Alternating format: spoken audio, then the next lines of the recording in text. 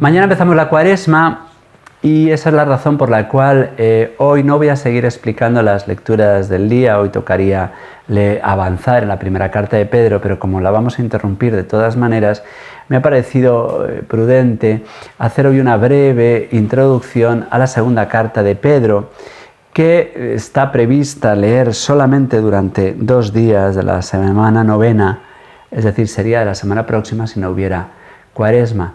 Pero como casi siempre la Cuaresma empieza antes o después, pero casi nunca empezamos la semana novena, en casi ningún año, eso hace que un católico, si se limita a escuchar la palabra de Dios en las lecturas de la misa diaria, nunca llega a la segunda carta de Pedro. Entonces me ha parecido oportuno, puesto que de todas maneras no vamos a profundizar en la primera carta de Pedro, presentar hoy la segunda, que puede parecer que es una carta igual que la primera, pero la verdad es que es muy diversa y eso hace que sea una carta más problemática, sobre todo no en cuanto a la aceptación de su aceptación como una carta canónica, como palabra de Dios, sino que está muchísimo más impugnada su autoría petrina. Es decir, así como la primera carta de Pedro, hoy pues, hay una tendencia, como casi todas las de negar que las cartas de San Pablo son de San Pablo y que las de Pedro son de San Pedro. Eso es muy frecuente. Pero es cierto que ya en la antigüedad, San Jerónimo lo reconoce, había muchos autores que negaban la autoría petrina, no de la primera, que esa antiguamente no se negaba, sino de esta segunda. Y vamos a ver ahora por qué. No obstante, hoy pues seguimos leyéndola como carta de Pedro y hay autores que también la defienden, pero la verdad es que está mucho más discutida. El primero que reconoció esta segunda carta como de Pedro, y ahora vamos a decir por qué muchos la impugnan, fue Orígenes. Y él mismo dice que admite que en su época hay muchos que no la reconocen como petrina, aunque la carta dice ser de Pedro. San Atanasio y también Dídimo el Ciego, en el siglo IV, en Alejandría, la escuela alejandrina la tiende a reconocer, pero ya digo, muy adelante, muy recientemente para la discusión que estamos hablando, como petrina. San Jerónimo también la admite, aunque confiesa que no todos lo hacen, sobre todo es más negada en Oriente. Pero lo cierto es que ya desde ellos ya nadie lo ha dudado en Occidente y se ha mantenido una tradición habitual que la acepta como petrina. Fuera petrina o no lo sea, nos importa, pero tampoco es tan importante, lo que está claro es que es una carta canónica, es decir, una carta inspirada, sea quien sea su autor, sea Pedro o un discípulo suyo, es una carta que nos llega como palabra de Dios. Aunque no está en el canon muratoriano, ayer hablamos de una lista muy antigua del siglo II que nos habla de la lista de los libros que son canónicos y de otros que no son inspirados, pero que son importantes, que tienen su autoridad, como libros de lo que llamamos la patrística. Lo cierto es que el Papa San Dámaso, ya en el siglo IV, y San Inocencio la reconocen y como de un modo infalible, y ya por supuesto en el Concilio de Trento nos la muestran como canónica, como inspirada. Que falte en el canon muratoriano no significa que no se la considerase en el siglo II carta inspirada, porque al canon muratoriano le faltan líneas y fragmentos, es una página cortada. Y hay autores que dicen que igual que en el canon muratoriano no aparece San Marcos, no porque se crea que no lo admitían como tal, que sería absurdo, sino porque formaría parte en un mismo renglón que falta Marcos y las 2 cartas petrinas, porque San Marcos, al ser discípulo y aquel que muestra lo que ha escuchado a San Pedro en su Evangelio, formarían parte de un corpus petrino, de un conjunto de obras relacionadas con San Pedro. Sea lo que fuere, el autor de esta segunda carta de Pedro reivindica ser Pedro y vamos a tomarla como de él. Eso no significa que los autores sean mentirosos, es verdad que los hay, porque hay gnósticos o herejes que para justificar sus falsas enseñanzas se agarran a otro autor para engañar. Pero también es cierto que autores ortodoxos y bien intencionados sus enseñanzas las apoyan en maestros suyos para darles así autoridad y se sientan realmente investidos de tal autoridad. Sea lo que fuera, Simeón Pedro reivindica a ser el autor de esta carta. Segunda, testigo de la transfiguración, que llama querido hermano a Pablo, se iguala a él y profetiza su muerte inminente. Todo esto lo tenemos en el capítulo 1. Menos la referencia a San Pablo, que la tenemos en el capítulo 3.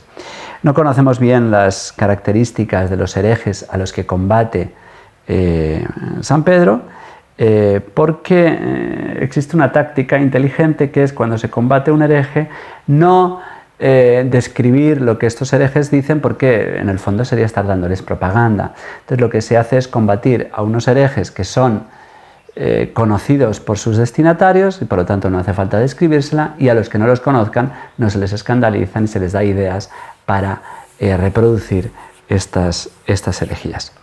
Los herejes que encuentra San Pedro, porque estas cartas católicas siempre salen al encuentro de herejías, recordemos que las herejías no son errores de enemigos de la Iglesia que están fuera de ella, sino de enemigos internos, es decir, de sacerdotes, obispos, personajes que están dentro de la Iglesia y que dentro de la Iglesia están intentando transformar, cambiar, mutilar, pervertir la doctrina católica.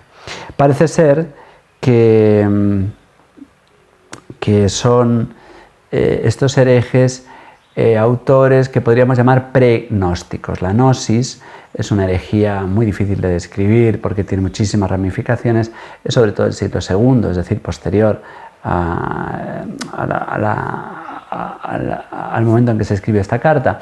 Pero bueno, ya da la sensación de que antes de que existan los gnósticos como tales, estos personajes que reivindican tener doctrinas secretas que el Señor habría comunicado secretamente a sus apóstoles para que solamente aquellos que están por encima de la plebe, de la chusma, del pueblo cristiano que es despreciado, serían personas que tendrían el verdadero y auténtico conocimiento, la verdadera gnosis, de aquí la palabra gnóstico.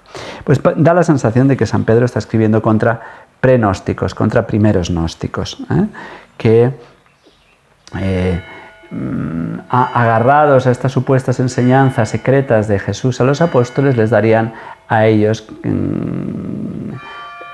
carta blanca para poder practicar algunas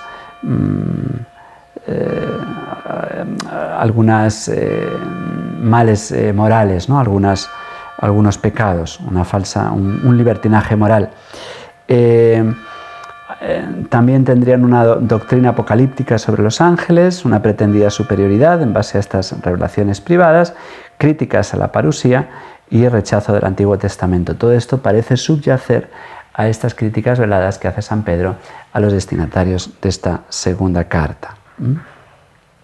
Los que niegan la autoría petrina a veces usan argumentos que no son muy definitivos. Por ejemplo, dicen, es verdad que en el capítulo 3, 16, dice, como dice San Pablo en todas sus cartas, entonces dirían, si Pablo ya ha escrito todas sus cartas, esta carta es posterior, por lo tanto ya no puede ser de Pedro, porque Pedro murió a la vez que San Pablo y no pudo haber leído todas sus cartas. Bueno, todo esto no va a ningún sitio y además se podía haber referido a las cartas que él conocía, esas son todas para él. No es un buen argumento. Hay también autores que dicen que da la sensación de que esta carta está dirigida a una segunda generación de cristianos, que la primera generación de cristianos ya habría muerto, porque habla, es verdad que dice San Pedro, desde que murieron los padres todo continúa como en el principio de la creación, ya estarían muertos no solo los apóstoles, sino los que conocieron al Señor. Bueno, no es definitivo tampoco este argumento. Tampoco el que, si esta segunda carta hubiera sido escrita por San Pedro, como se reivindica, pues dicen estos autores que la relación con la dilación, con la tardanza de la parusía, sería muy distinta. Estas cartas deberían haber sido escritas en tiempos muy, muy cercanos, y aparte que son estilos, y eso es verdad, completamente diferentes, muy diferentes, manera de escribir, pero tampoco tendrían la misma manera de ver la parusía, la llegada final de Cristo. Habría una manera muy diferente de verla, como si Pedro en muy poco tiempo hubiera cambiado su visión sobre la parusía. También dicen algunos que da la sensación de que San Pedro escribiría de que esta carta está dirigida a un pueblo que ya ha vivido la destrucción de Jerusalén, lo cual no queda claro del todo. Y el otro argumento es que, y es verdad, esta carta parece que está calcada de la carta de San Judas. Realmente hay partes en que una ha calcado de la otra, ciertamente. Sí. Y la carta de San Judas pues, habría sido escrita después de la muerte de Pedro, por lo tanto no cabría el que fuera petrina. Bueno, son argumentos serios que han hecho que muchos hoy en día, personas ortodoxas, duden de la autoría petrina de esta segunda carta, no ha sido la primera. Bueno, sea lo que fuera, ya San Jerónimo había advertido esta diferencia de estilo y de lenguaje entre las dos, pero lo atribuyó a diferentes secretarios. Si hay distintos autores que escriben estas distintas cartas, pues evidentemente le dan su impronta, que lo hacen diferente. Por lo tanto, sí, hoy hay una tendencia a pensar en una pseudonimia, en que sería un autor un discípulo autorizado de Pedro, pero que propiamente no sería él. Y bueno, pues vamos a pasar sin más dilación, porque se nos va el tiempo, a hacer un sumario de lo que esta carta traduce. Hay un saludo apostólico, una denuncia de la moralidad que hay en la época de estos primeros gnósticos, una apología de la parusía, de la llegada del Señor, a pesar de que se va retrasando. Hay una diatriba contra la inmoralidad de estos falsos profetas en el capítulo 2, y en el capítulo 3 contra la falsa doctrina. Habría una parte contra falsa praxis, falta de moralidad, y otra falsa doctrina. Y esto nos ayuda en vísperas de la Cuaresma, y creo que es una buena preparación, porque bueno, yo supongo que todos los que me escuchan ahora, pues todos queremos, y yo creo que vivimos, una ortodoxia. ¿Qué significa ortodoxia? Una correcta doctrina, es decir, defendemos verdaderamente la enseñanza de la Iglesia, esa es la ortodoxia. Pero eso nos puede llevar a una falsa conclusión de que vivimos una ortopraxis, es decir, que vivimos correctamente. Y hombre, aunque no creo que ninguno de los que estamos aquí somos unos pecadores empedernidos, pero es cierto que en vísperas de la Cuaresma sería muy bueno que nosotros, que nos consideramos ortodoxos, porque nos hemos preocupado, no es muy difícil ser ortodoxo, hace falta ser un poco humilde y haber conocido medianamente, no hace falta ser un sabio, la enseñanza de la Iglesia, un conocimiento básico del catecismo que puede tener una mujer analfabeta y un niño que recién termina su catequesis. Pues son personas ortodoxas, porque mantienen la enseñanza de la Iglesia.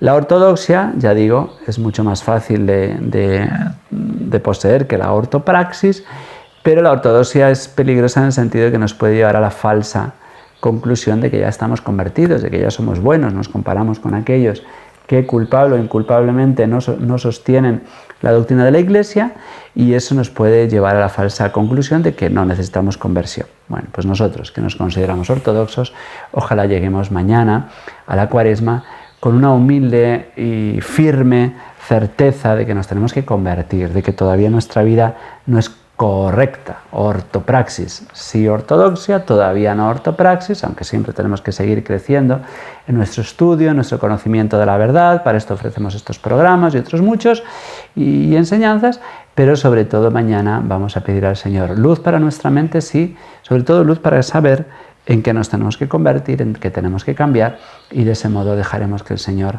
a partir de mañana nos dé otro empujón más en esta Cuaresma que con tanta esperanza iniciamos recibiendo mañana la Santa Ceniza. Pues iba a decir cecina, no se come carne, ni cecina ni nada, ¿eh? Mañana la Santa Ceniza. Pues nos vemos mañana, haremos una reflexión sobre cómo comenzar la Cuaresma y le pedimos ahora al apóstol San Pedro que nos guíe y nos dirija hacia estos santos deseos cuaresmales. Que la bendición de Dios Todopoderoso, Padre, Hijo y Espíritu Santo, descienda sobre ustedes y les acompañe siempre. Hasta mañana, si Dios quiere.